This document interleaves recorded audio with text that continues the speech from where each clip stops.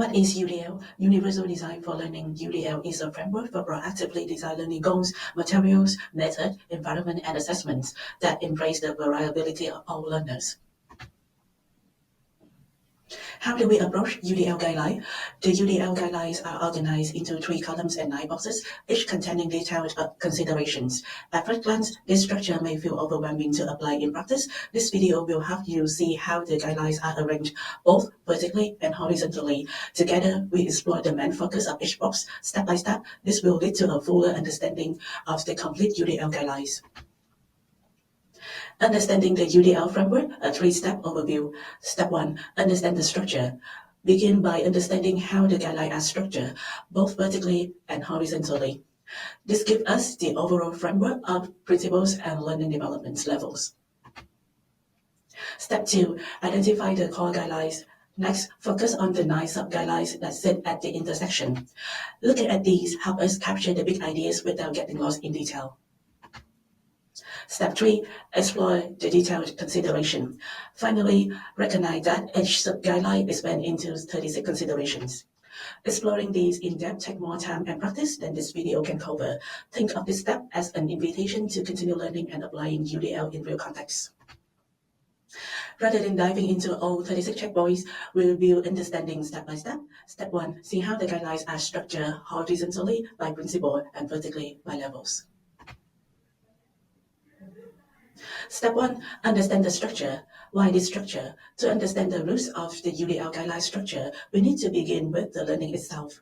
Neuroscience shows us that learning is not a single process. Instead, our brains rely on 3 broad networks that always work together. 1 for motivation and prioritizing, the why of learning. 1 for recognition and understand, the what of learning. And 1 for strategy and skill, the how of learning. In any given learning experience, we need to activate all 3 networks to gain enthusiasm, knowledge, and skills. Step 1. Understand the structure. These networks correspond to the 3 UDL principles. Provide multiple means of engagement. Provide multiple means of representation. Provide multiple means of action and expression. These principles are arranged vertically. The guidelines are also organized horizontally into learning development levels. Assess, providing entry point, engaging interest, supporting perception, enabling action. Support, developing skill, sustaining effort, understanding symbols, communicating effectively. Executive function, consolidating abilities, self-regulation, comprehension, applying strategy. Step 2, identify the core guideline. When we combine the horizontal and vertical dimension, we get 9 intersections. Each intersection represents 1 sub-guideline. Horizontally, 3 principles. Vertically, 3 levels. Together, we form 9 sub-guidelines. Now let's see how the horizontal and vertical dimensions come together. Each intersection creates 1 sub-guideline, giving us 9 in total. Welcoming interests and identities, perception, interaction, sustaining effort and persistence, language and symbol, expression and communication, emotional capacity, building knowledge, and strategy development. Step 2, identify the core guidelines. As we move down to the final rows, the focus shifts into the internalized stage.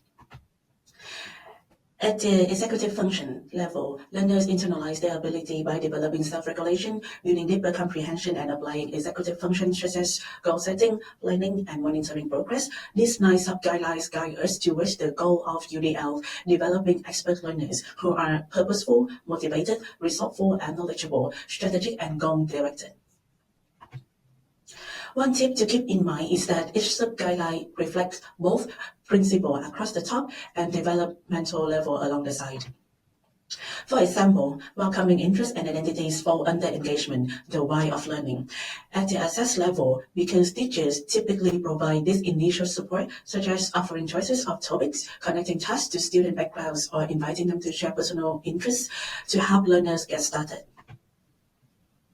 Step 3, explore the detailed considerations. From these 9 sub-guidelines, the framework is spent into 36 considerations.